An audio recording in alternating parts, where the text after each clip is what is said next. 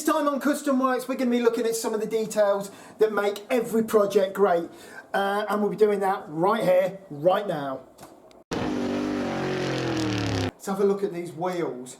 What I've always done in the past, I've just painted these black, sometimes put, I know, some white walls on there. And I did them gold on one. But this time, we're going for a chrome wheel. So, I was looking on the internet, and I realised you can get chrome wheels for jewellery vans like Iveco Dailies, stuff like that.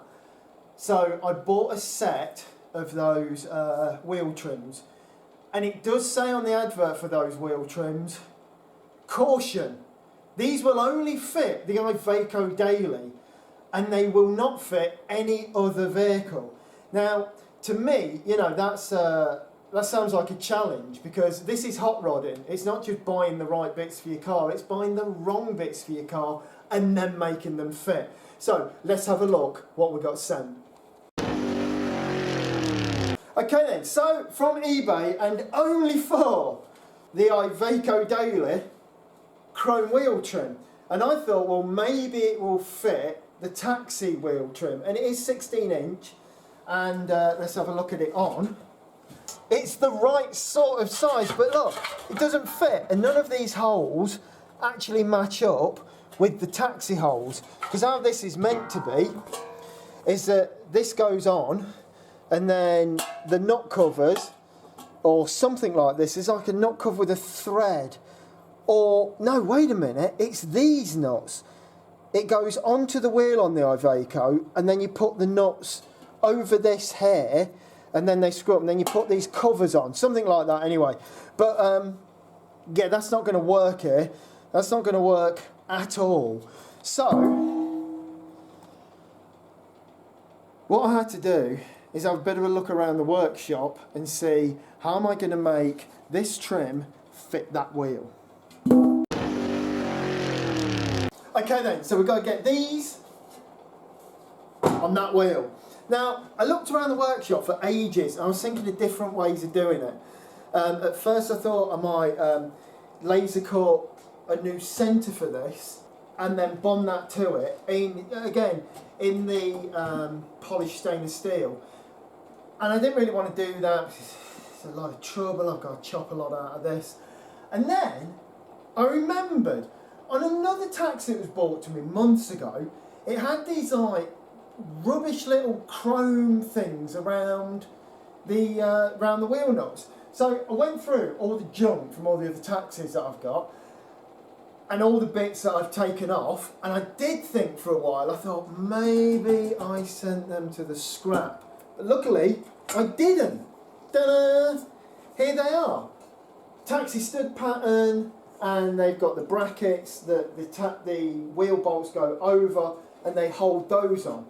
Those two wheel bolts though hold this on, they will hold this on. So what I need to do, I want this to be my centre here. I don't want this, because as we've figured out, this is Iveco Daily.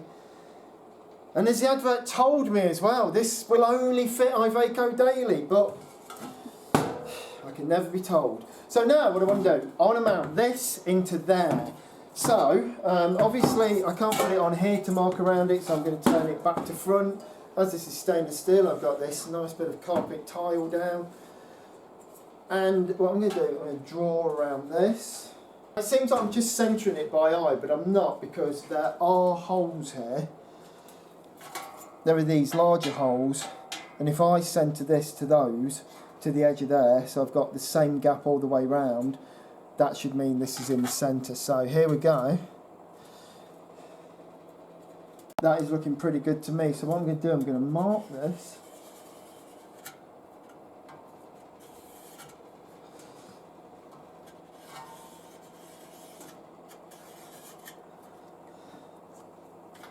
So now we've got that shape. With marking this as well, if you're ever doing anything like this, you've got to think how things are manufactured. Now this is a piece of pressed steel, so it has been pressed into a mould and then it's come out. So what side do I mark to get, you know, this diameter? And just here is a lot smaller than just here. If you look, it goes up, and that's just so it comes out of the pressing tool in the factory. So marking it downwards, if I marked it on this edge, it'd be too big. But what I'm hoping for is to cut this size hole, so that when I shove it through, it will jam against this flare, and that will hold it in position while I permanently fix it. But anyway, hopefully I've done it right, and I'm happy with my mark, so I'm going to cut this out right now. So, I'll be cutting this with the angle grinder with the cutting disc, and you'll also notice that I'm using a total disregard for health and safety. So, here we go.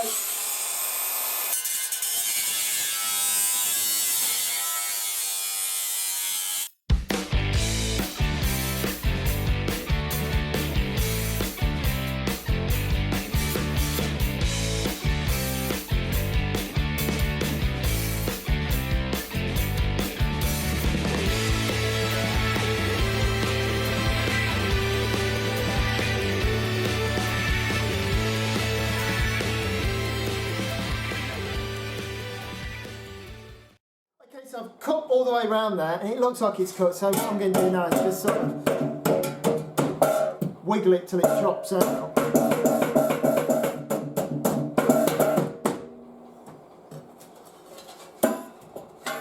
Right.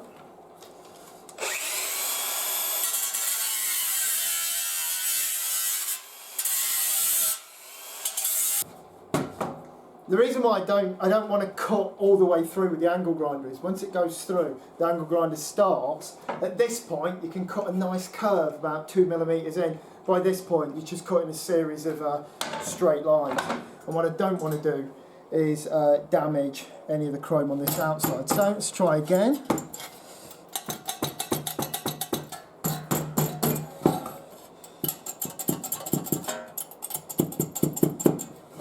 No.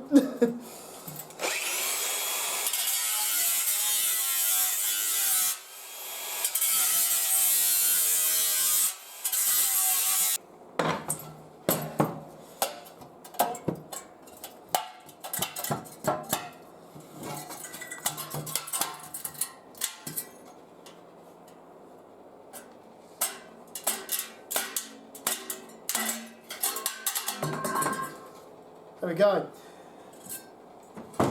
As one health and safety tip, you know, like with stainless steel, always be super careful, because once it's cut, man, it is sharp, like really sharp. So what I'm going to do with this is just hang it on the wall.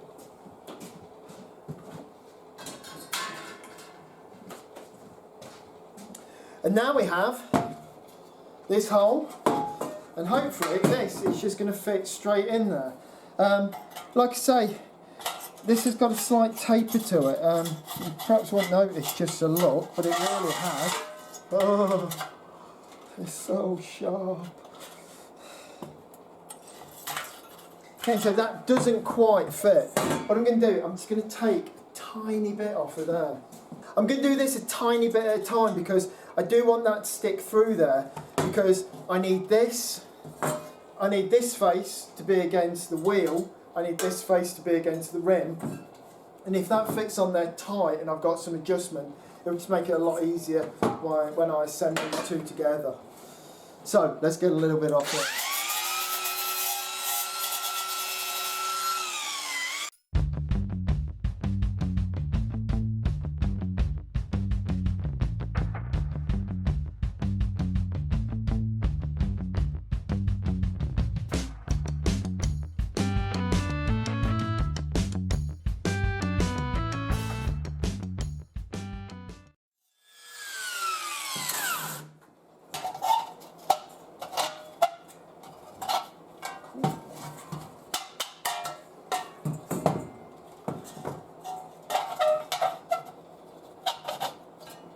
Okay then, so that fits in there, and this is the sort of fit I wanted. I wanted it so it was sort of adjustable in there. So what I'm going to do, I'm just going to give this a quick clean.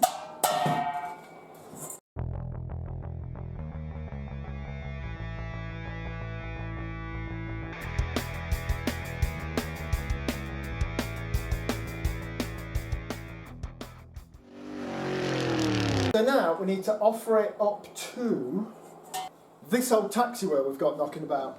So, things I'm looking at here. First off, I need these to be in line with 2 of the bolt holes, and they're pretty good.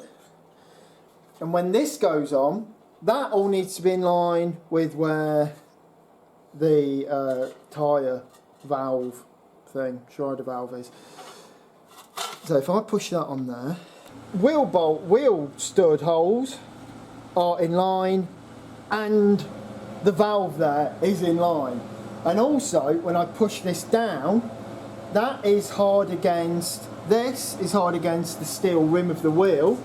You can see there, that's hard against there, but also it's hard against the face of the wheel in there, which it will be bolted to. Now, because I've done it like this, and because I got that so tight in there, I'm able now to remove this, carefully of course. I flip this over, put that in there, and I know that this is in the right place and these are both in the right place. But now I need to hold that there temporarily. So what I'm going to use is some Mitafix. Now I'm going to look for where it's really tight up. I'm going to put some Mitafix in and set it. Now Mitafix will never hold this on. Like, this would fly off the first time you drove down the road. But it will hold it so we can get it to the other bench and work on it to attach these 2 parts together. Alright, and so it's all together now and looking pretty good. I've got some seepage of glue, but I can clean that with a razor blade and a bit of thinners once everything's actually stuck together. Now, both these things are metal, and yes, I can pull the welder over there and weld these together, but that's going to make really big heat marks. It's not going to look very good. And also, with something like this, you've got to think, does it need welding? The answer is absolutely no. All you're really holding on is this very thin, very light piece around the outside to this. You know, it doesn't weigh any more than the plastic wheel trim, and the plastic wheel trim only fits on with like a spring clip. So what we're going to do, we're going to sealant these 2 things together.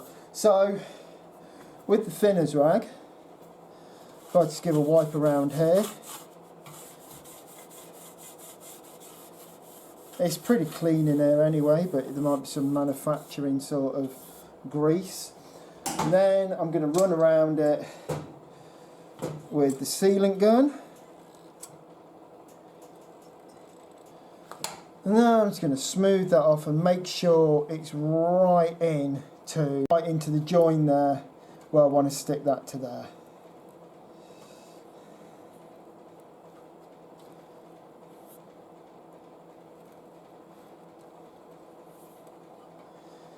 And that is it. Once that's set, that will be held on there, no problem. And don't forget as well that the back edge of this is a lot bigger than this front edge that's come through. So it would be very hard for it to pull apart anyway. So that's done. Let's have a look what it looks like on the car when it's finished.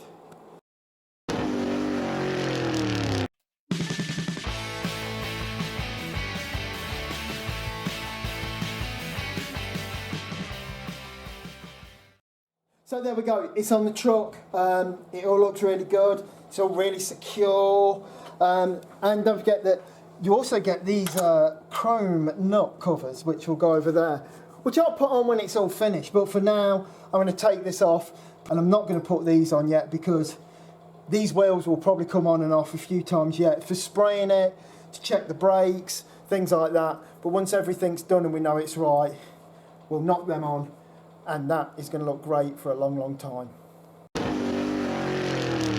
Okay then, so that is those, that's some front wheel trims fitted. And guess what? The back trims, they don't fit either. But in a couple of weeks' time, I'll be showing you how I'm going to make those actually fit to the taxi wheels. If only there'd been some sort of clue in the advertising that those parts wouldn't fit this car. But anyway, that's hot rodding for you. All the right parts on all the wrong cars. On the WTF1, these were just left flat.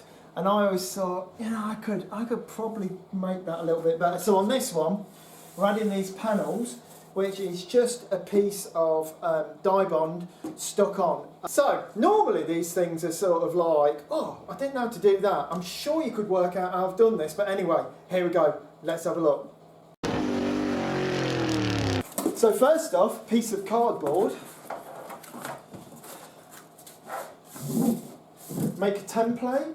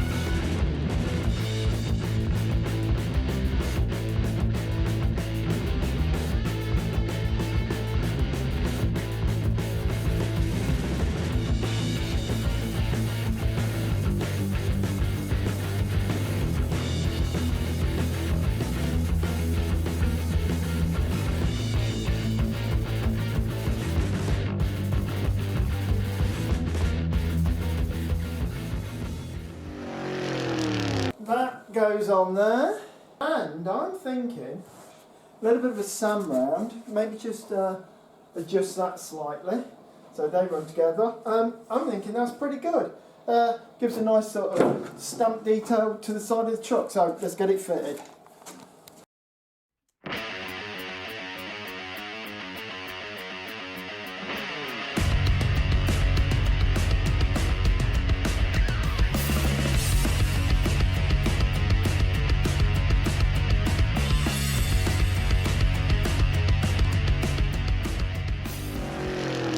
There we go.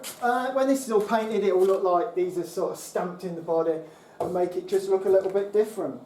Okay, so this side's looking pretty good. I'm off to do the other side.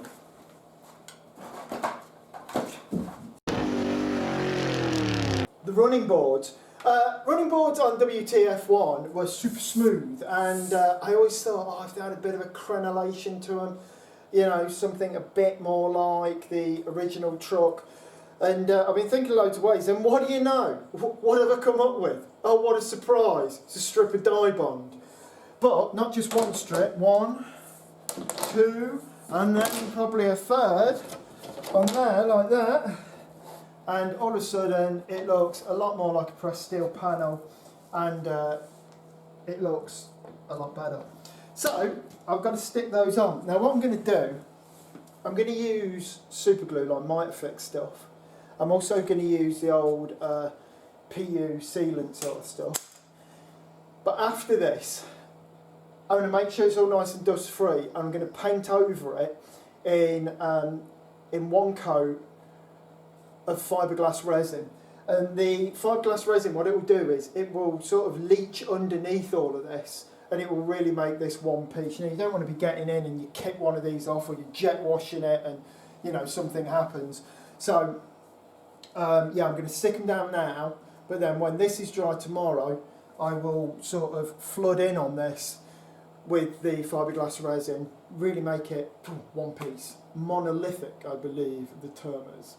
Anyway, let's get to it. Let's get these glued on.